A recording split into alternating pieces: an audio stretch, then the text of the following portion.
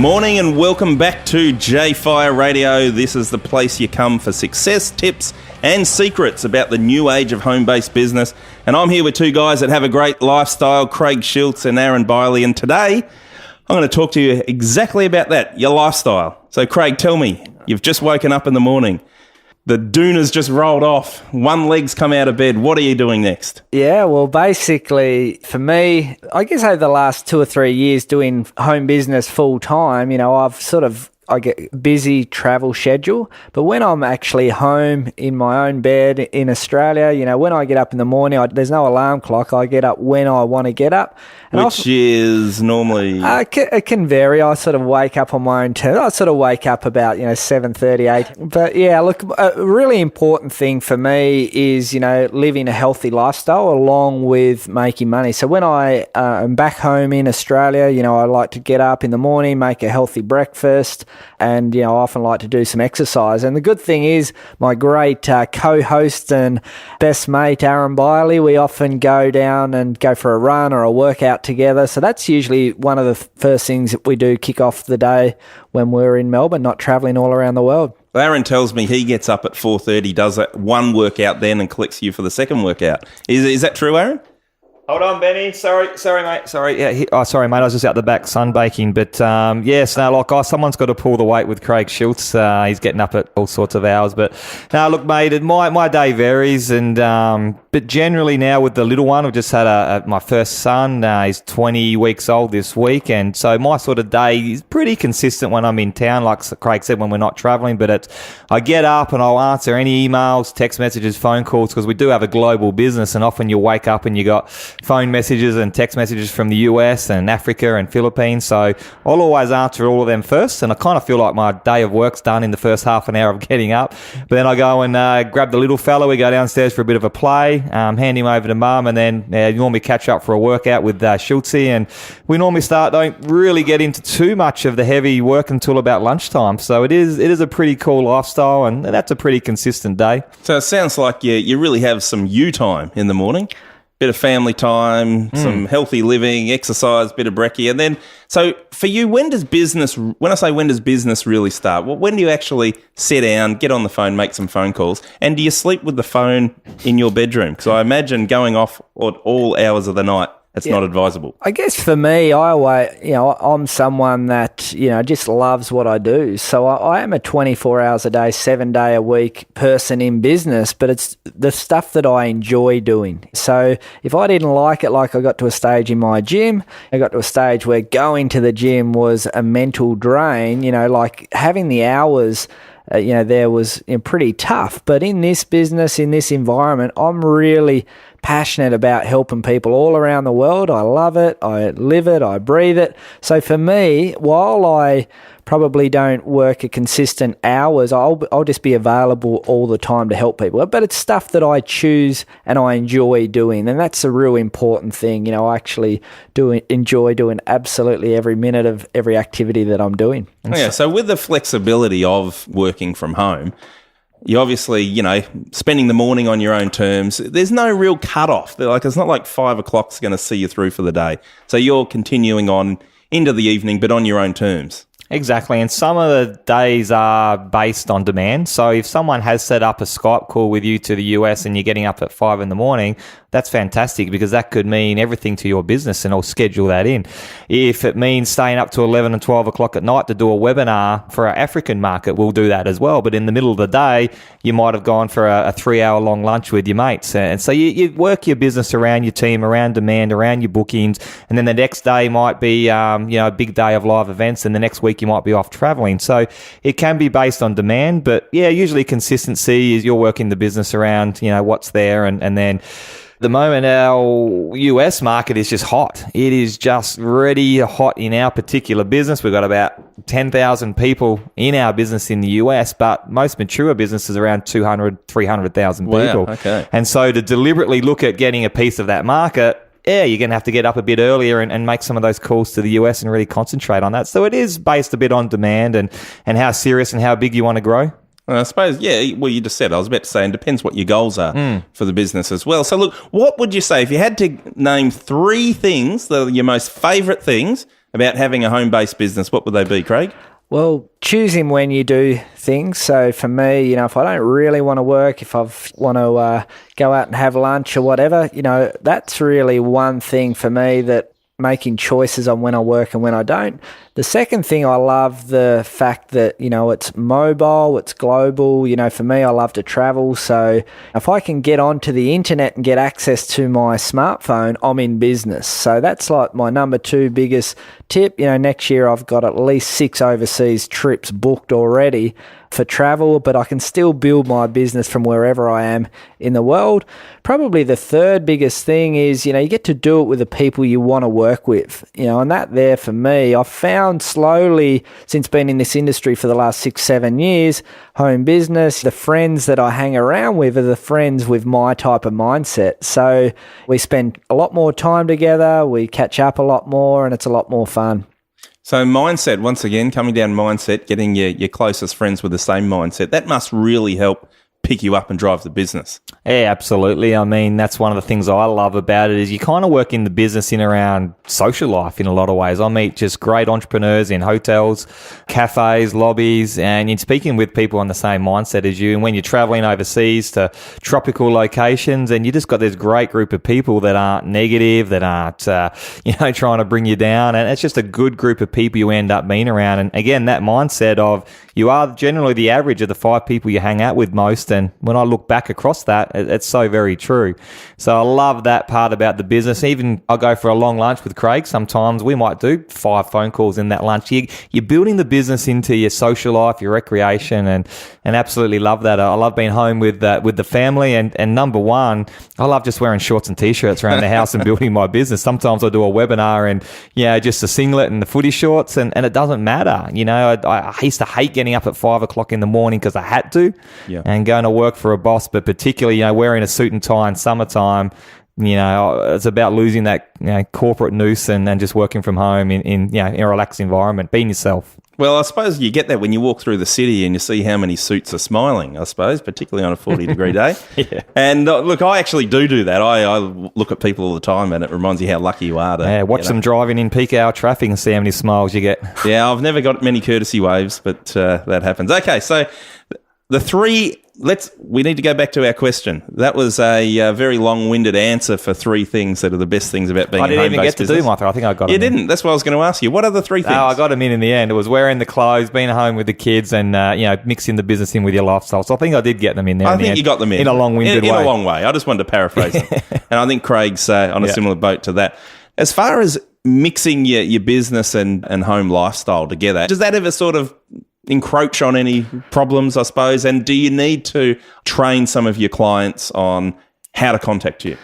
Yeah, well, for me, look, my wife is very respectful. We're working together on creating a lifestyle and a financial future. So she sort of gives, we work together in regards to flexibility. She gives me the flexibility to work when I want. She knows that I choose important things to do, if it's going to affect our sort of time together. It's only a serious business task when it's our time type of thing. So I guess for me, integrating my family life, my social life and everything together, I just schedule everything as appointments and meetings, even though there might be phone calls, even though I might be at home. So I actually say, I've got these appointments here at this time. I'll let my wife know that that's what I've got on, and I just really just build it around our lifestyle. So I make sure that the appointments sort of fit in to what I want to make them fit into. So it's just about organisation.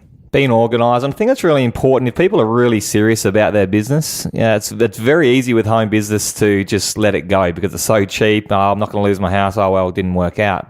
Treat it like a multi-million-dollar business. Be serious about it. And you got to have an area in your house that the kids know, the family knows that that's dad's area or that's mum's area. When that door is shut, that's dad's working or mum's working. You're on air. Yeah, and that's exactly. And that's the rule in our house now, especially with the little one. You might be on a really important webinar or phone call. I don't want a screaming, child in the background. It's just not professional. But then you balance that out, like Craig said, with, okay, it's Sunday, you've been working hard, you've done a heap of calls, phone's off, let's watch a movie, and it won't matter. If I've got nothing booked in, that phone's not going to get answered. So it's a matter of a balance. I mean, you still got to work hard in your business. You're on a global call, but you got to find that balance with your family time as well. So, and for me, I had to find time to get out of the house as well sometimes. So to go to a cafe and take my laptop and phone, I was more productive sometimes than being at home. So find what works for you, find that balance, and that's really important. Is that because you wanted to do all the housework all the time? Yeah, I found myself doing the vacuuming, then I was doing a call, then I was doing I just can't do it all, Ben, I totally concur with that. And you're the same, Craig, I suppose? You like the coffee shop? Every now and then, a change of scenery? Yeah, I usually drop down first thing in the morning, actually read the paper, take my phone, look at my emails, look through my social media, follow people up first thing in the morning, and also enjoy that part of it, cafe lifestyle, and go back there during the day sometime as well. Get out of the house and just freshen up. Yeah, I suppose it stops things getting stale. Now, a lot of people find themselves in a situation where when they do start a home-based business, and that's any business from home, it's that getting started, with their work because they're there. They've got all these distractions. They can flick the TV on and watch a movie or do whatever they want to do. What would you advise someone if they were someone who was already in a home-based business that perhaps wasn't doing so well and needed to snap into action a little bit more? What would be the sort of tips you guys would give them to anchor their focus a little bit more?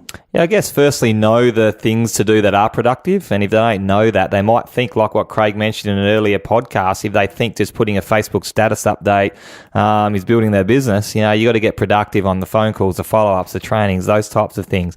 So you know what's productive first, and whatever time you have to put into your business, be doing those things.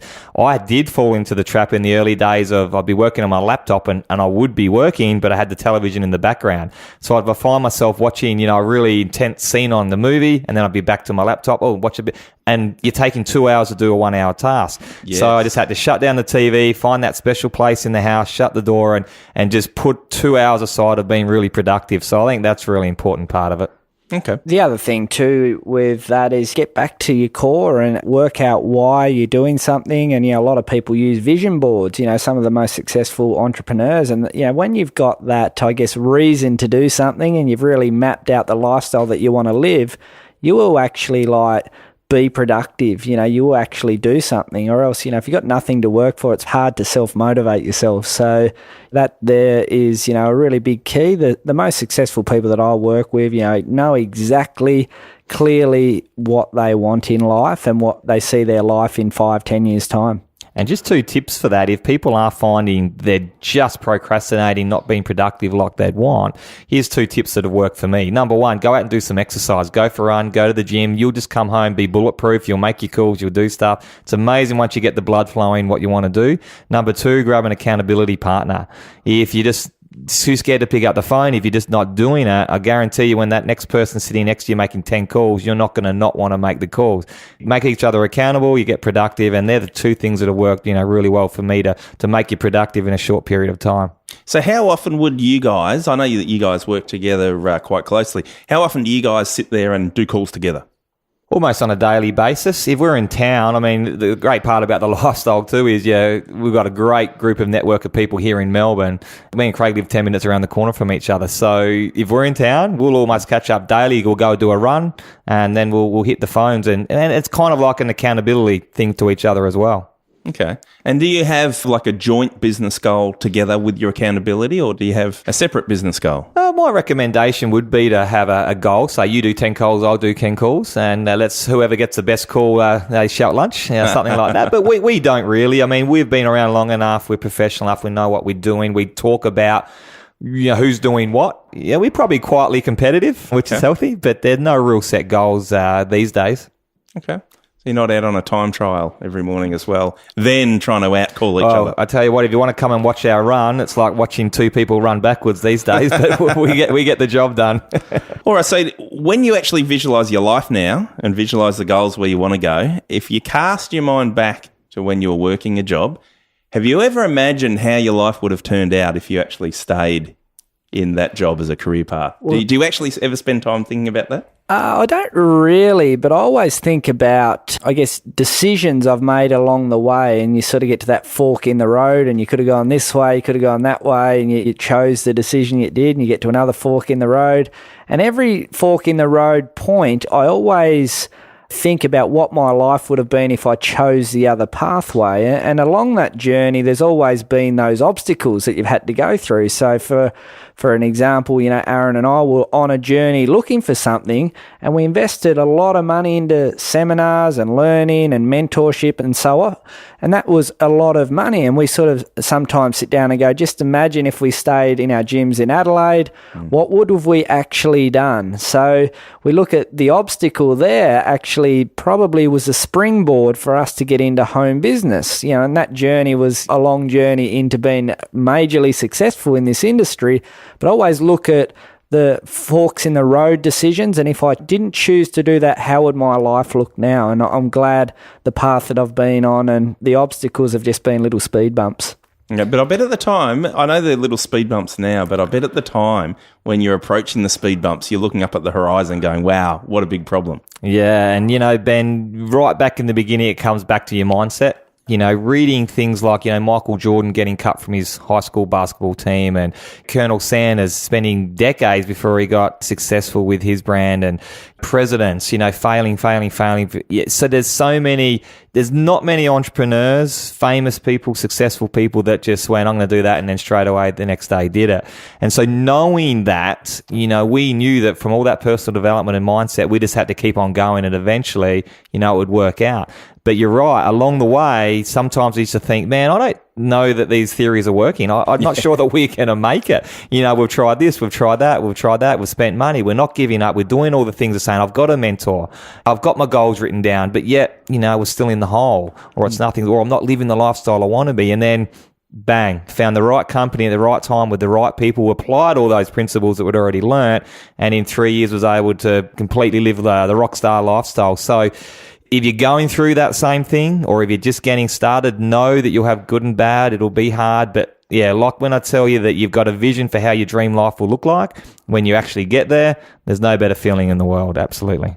Yeah, well, look, we're just about out of time, guys. And next time we come back, we're actually going to talk a bit about the company you chose and that part of your journey there, because I think that's an entire episode in itself. So, guys, I want to thank you for being on the show. We've had a great show today listening about how you guys live your life, and I'm sure you've inspired a lot of people to take some action to do the same.